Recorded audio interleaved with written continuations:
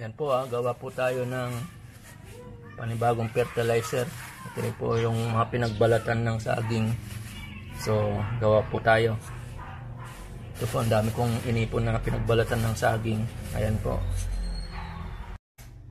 Ayan po, gunting-guntingin natin po ito. Para madaling baka yung vitamins niya matransfer doon sa tubig. Ayan po. Gunting-guntingin natin. Tapos ilagay po natin sa container. Ayan po. Ganyan po. Ayan. Ayan po tayo ng yung fertilizer para sa ating halaman. Ayan po.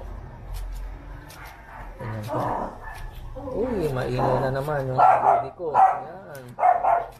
Ayan. Yung mga dugi ko mamaya, patingin ko sa inyo yung mga dugi ko. Ayan. Alaga rin akong pusa. So, ganyan po. Ayan. Ayan po. Ayan, pag nagunting nyo ng ganito. Ayan, ilalagay po natin yan sa container. So, ganyan po. Ayan po yung pusa ko. Ayan, tinatawlan ni Doggy. Ayan po. Ayan po si Juniora at saka si Len. O yan, huwag kayong tatahol-tahol pag nagbablog ako Ingay kayo. Ayan po. Lagay po natin sa container lahat ng ginupit natin. Ayan po, lagay natin sa container. Ayan. Lagay po natin ganito. Ayan po, ganyan po tayo para after mga ilang araw, pag nababad na to sa tubig, pwede na po, rich in potassium. Banana, rich in potassium. Yung una, ang ginawa natin, yung dahon ng saluyot. Kung ano yung mga bitamina ng dahon ng saluyot. Pag binabad mo sa tubig, so yun din yung bitamina na makukuha ng halaman. Pero ang maraming nagsasabi, ito yung kadalasang ginagawa nila. Itong saging kasi ito yung maganda po yung vitamina, gustong-gusto ng halaman yung vitamina ng galing sa saging. Kung may aloe vera kayo, pwede rin. So ganyan po, lalagay nyo pong ganyan sa container. Yan po. Kaya lagyan na natin ng tubig. Ayan po, lagyan na natin ng tubig. Yan, lagyan po natin ng tubig. Ayan po yung saging. Yan, punuin po natin to. So, sa akin, basta kung ano yung available na saging na ginupit ko, tatantayin ko na lang kung basta pupunin ko itong container na to, ako ilalagay. Kung kailan ko magagamit, basta at least nababad siya ng siguro, sabihin na natin 4 na araw o higit pa, para babad na babad. Para matransfer yung nutrients nung bala ng saging sa tubig sa madaling masipsip ng halaman. So ayan po. Tapos ito, tatakpan ko na to. Yan, pag tinakpan ko, siguraduhin nyo may butas. Kasi mag-create ng pressure yan pag walang butas. Minsan nga nangyari sa akin, hindi ko nalagyan ng butas. Pagka open ko, tumunog siya dahil siyempre may pressure. Medyo nabigla ka. Kasi ito kaya bisa aking experience, kailangan may butas para safe. Ayan po. Ayan po. Ang dami ko pong nagunting. So ito po yun para ma-stocks tayo ng banana water fertilizer. So ayan po. Ayan po. Ayan po. Tapos na po yung i-stock na natin po ito. Ayan po, dito natin i-stock. So yan. Okay, ito naman yung ginawa ko dati. So ididilig na natin yan mamaya.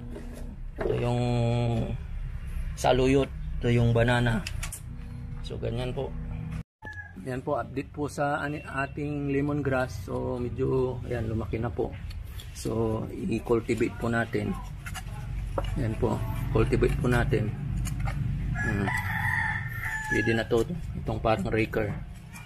Ayan po, ito cultivate din natin to. Ito ililipat ko ngayon siguro to, may time po ako. Ito yung isa, medyo nag-aalanganin po ako sa update nito kang hindi makasurvive data, pero tingnan din natin, cultivate natin yung isa. So yan po yung mga halaman ko po, update po. So yung kusay ko, yan, maingay po yung mga aso sa kabila. Ayan po yung mga kusay ko, ang dami ng dahon. Ayan po, yan. Yung aloe vera ko po nandyan. Ayan po dun, maraming ano. So ayan po, saka itong isa ko pong tanim na dragon fruits. Ayan dito po, ayan po. Ito po yung update ng mga alaga kong halaman. So i-improve po natin yan sa katagalan. So just watch my garden diaries para for relaxation and entertainment purposes. So yan po, so ganyan po. So ito na po yung kamyas ko. So ang dami ng ayan, ang dami na pong bulaklak. Ayan po, namumulaklak. So hintayin natin yung bunga niyan, dami na po. So ayan, so cultivate po natin kahit nasa malaking container siya. So yung mga parang pang fertilizer na rin yan. So cultivate natin yan. Yan po, cultivate natin. Medyo naanuhan ng dahon yung camera natin, DJI. So yan po, ayan, marami po yung mga bulaklak. Yan, wow, ganda naman yung aking halaman. Yan po ang aking kamyas. Yan po ang update. Ito naman po yung duhat ko. Ayan, malaki na rin dito sa container. So ganon natin yung lupa rin, cultivation para so yan po yung update. Ito po yung talong na nilagyan natin ng gamot dati. Tingnan po nyo, wala na pong langgam. Yan po, ang aking talong.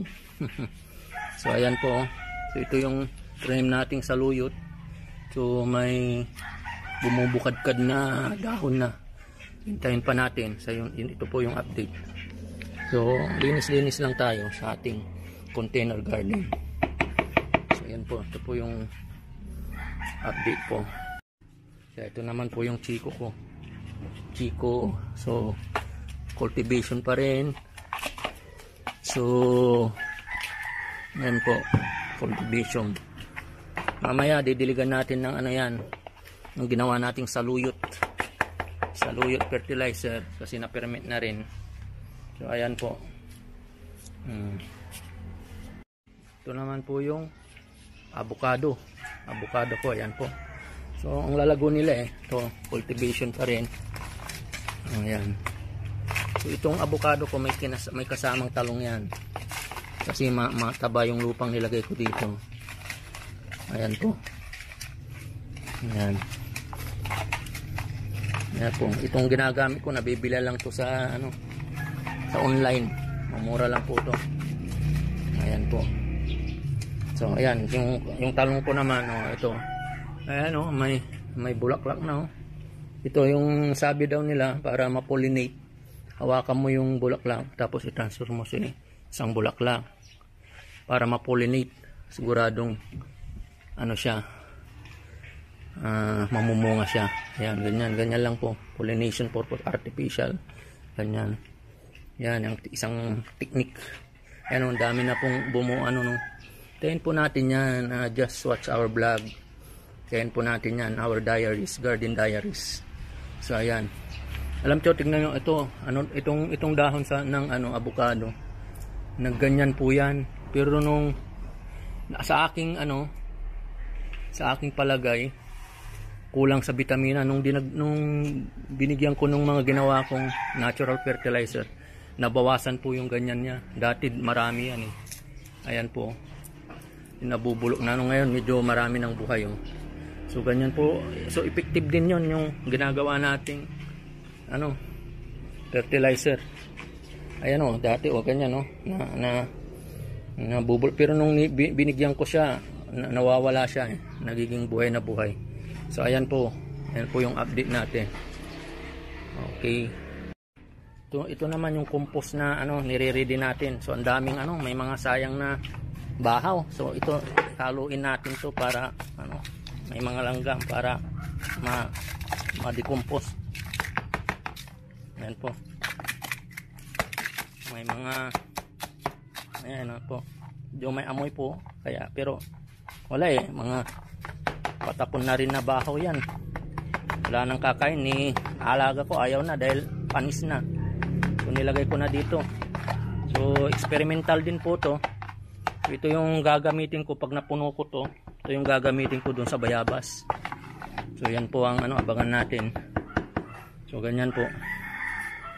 Ito po yung bayabas ko. Yan, hinihintay ko lang na mapuno itong isang container. Ito, dyan ko siya so ang lambot po. Nabili ko lang po ito. Seedlings binili ko lang po ito. 60 pesos dito sa amin. Ayan na kalaki. Ayan o. So ganyan po. For your update. So ganda o. Daming dahon. So ito na. May bunga na pa rin pala itong kamyas ko yun o. May dalawang bunga o. Doon sa bulaklak ko. Ayan o. Wow. So ang sarap sa pakiramdam yung namumunga yung mga tanim mo eh. Parang naaalis yung stress ko. So yung pagbabloging ko parang pantanggal din ng stress. So ayan. So ganyan, naaarawan pa ako. So ito po. Ganyan lang po. So baybayin po natin tong garden diaries ko para makita nyo kung maging successful. I hope na tumagal ito. Okay. Okay po mga kababayan. Ayan po, itra-transfer na natin to sa ibang paso para tingnan natin kung mabuhay siya. Tagal na ito. Ito yung kasabayan nung yung pinakita ko sa inyo. Pero ito nahuli ito.